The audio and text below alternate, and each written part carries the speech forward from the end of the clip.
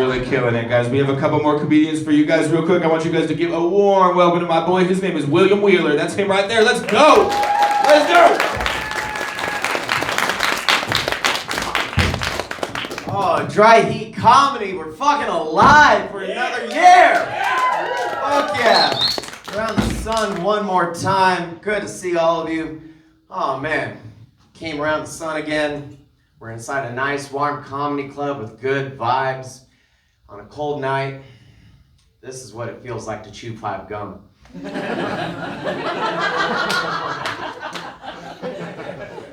You're probably looking at me right now and you're like, that guy buys his clothes with Banana Republic points. No. This is just the 15% you can save on your car insurance by switching to Geico. This comedy set is brought to you by Chevrolet. I'm just kidding. That's retarded. I'm sorry, guys. But you know, I also have to thank our other sponsors and contributors, such as fans as yourself. I also have to thank the Critter Connection. You know, they threw a few bucks at us. Gotta thank the Helping Hands Monkey Helpers, you know, because that makes sense. We gotta thank the American National Cattle Women Incorporated. They're awesome. We gotta thank Be a Deer and Donate a Brazier. They donated a few braziers and a couple of chairs in here. We gotta thank the Dill Pickle Club, you know, because what would you do if you're eating a burger and you just want that pickle that just lies there, you know? All right, well, you gotta thank the UK Roundabout Appreciation Society, you know.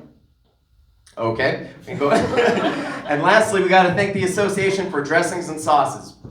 Because what would you do without dressings and sauces, right? All right, y'all. I'm a very invisibly disabled man. I can't see color, can't smell shit, and I can't taste ass. It's horrible. It is very sad. It's very sad indeed. They keep saying that memory and emotions are tied into your sense of smell. And I mean, that's what they tell me. I don't remember and I don't care. But that would explain why I can't remember my dead mom. I'm just kidding. She's not dead. Just dead to me. Listen, I make a lot of awkward situations, okay, guys? It wasn't uncommon in the Wheeler household. Like, the type of awkwardness, let's describe the awkwardness, because we got to be specific and articulate with our words. I made the type of awkwardness where, like, you blow in a baby's face and they kind of go like this. Like they had that type of reaction. I know what that looks like, because I have 3 siblings, and I did that to every single one of those motherfuckers. Yeah. So, back to the awkward situations. It wasn't uncommon in the Wheeler household for my dad to be yelling, "Will, stop blowing your brother!" Fine. We'll blow my sister. Ain't gonna stop me, father. A lot of these are dumb guys. You know, growing up, I kind of spoke with my mom and spoke with my dad. Growing up, I had a drunk mom and a racist dad. And the biggest question I always asked myself growing up was, which one's my favorite? And I ended up choosing my racist dad because at least he could pay the bills, you know? You know, my mom would be like, "Will, you're supposed to say I love you to your mom." And I'll be like, "Yeah, I'm supposed to change the oil in my car every 3 months too. You don't see me doing that shit." But, you know, this is rough. It was rough. But, you know, and then growing up with a racist dad, that wasn't easy because I was playing outside, right? I'm Hispanic. I was playing outside as a kid with I had a white friend, a black friend, and an Asian friend. We were playing basketball, whatever kids do. And then my dad raised up the window and he looked out the window and he was like, "Hey, look, it's the United Nations!" And he shut the window. And I'm like, "Oh, thanks, Dad. Thanks. You just put an embargo on all my fucking Pokemon trading cards." And then But eventually you have to address something like that, right? You can't just like be dodging like your dad's racism all the time, right? You can dodge it at Thanksgiving. That's like an annual like family tax, you know. You can dodge that, but like eventually, you know, he would ask me like, "Hey, Will, are you dating anyone?" And you see, this is the thing about my dad's racism. It doesn't make sense. Not that racism should make sense, but like his racism doesn't make sense. He doesn't like Japanese people what they did in World War II. And I'm like, Dad, that like you weren't even a thought in Grandpa's balls yet. Like that doesn't make sense. And like when he asked me, William, what kind of are you dating someone? And I'm like, yeah, I'm dating a Japanese woman, Dad. And then he starts getting that like lemony snicket look on his face. He's like, Wah. You know. And then he's like, why are you dating a Japanese woman, Will? And then before I tell him the story, I put my hair over like my face like this, like a chick from The Grudge. Yeah. And then, you know, because this is a horror story to him, right? And then I say, I'm dating a Japanese woman, Dad, because that gives me an opportunity to drop some pearl in her harbor. And then like I start walking towards him like this, and then he's like, wow, yeah. Sorry. Again, awkward situations, everyone. And it's not easy being single. It's not easy being double or triple either.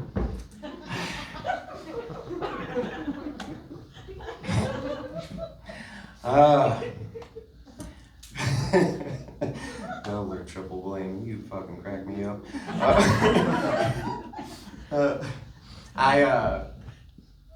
You know, I got ghosted recently, and it's never fun getting ghosted, right? But it really hurts when the person you're getting ghosted by is in prison. I was writing letters to this lovely woman, and then she sent back a blank piece of paper, left on red. That hurts. I gotta stop getting my dating advice from Macho Man Randy Savage, you know? Yeah, because he was telling me, oh yeah, Will, yeah, I was looking at this PYT, yeah, you know what that stands for? Pretty young thing, oh yeah, dig it. And then I gave her some TLC, that stands for tender love and care, oh yeah. Then she looked at me and she was like, you have OCD, yeah. You know what that stands for? One cool dude, oh yeah, dig it.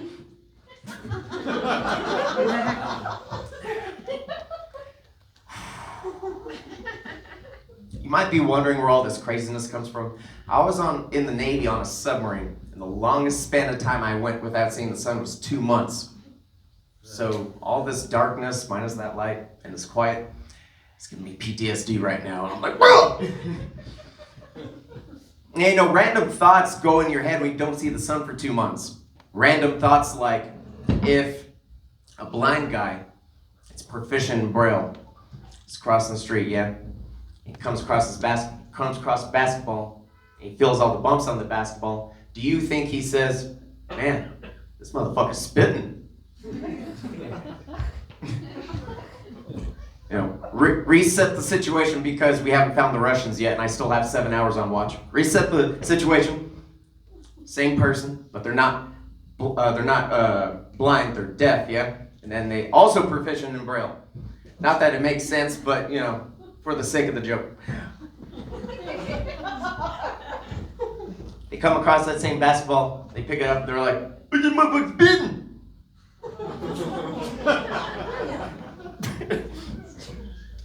Hi, Jennifer.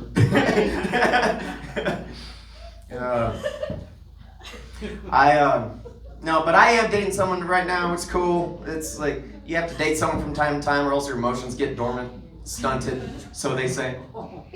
Fill in third example in English. I don't know. But like back in the day, does anyone remember the golden age of Tinder, where you could just swipe? You remember? Fuck yeah. All right. You remember the golden age of Tinder, where you could just be watching a movie, you just be not even looking at it. This was before algorithms were a thing, and you're just.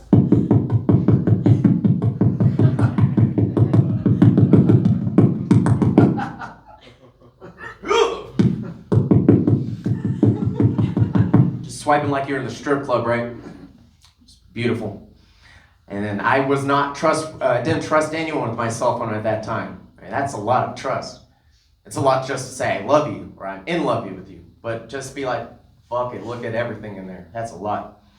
Back in the day, I having a medical emergency, like literally on the ground having a heart attack, and I was like, oh, babe, quick, call 911, I'm having a heart attack. And then she was over here like, quick, what's the password to your phone? And I was like,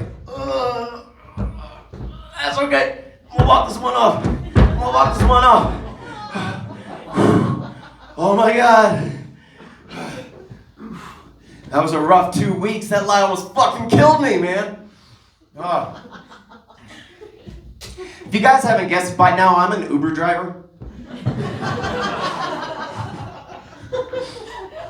And the question that always crosses my mind is, because I drive a Tesla, if someone steals my Tesla, is it then called an Edison?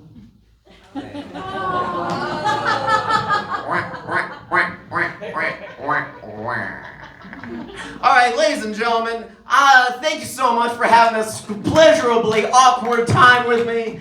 My name's been William Wheeler. Give it a hand to all of your comedians and your lovely, awesome host, Tyler Lovely.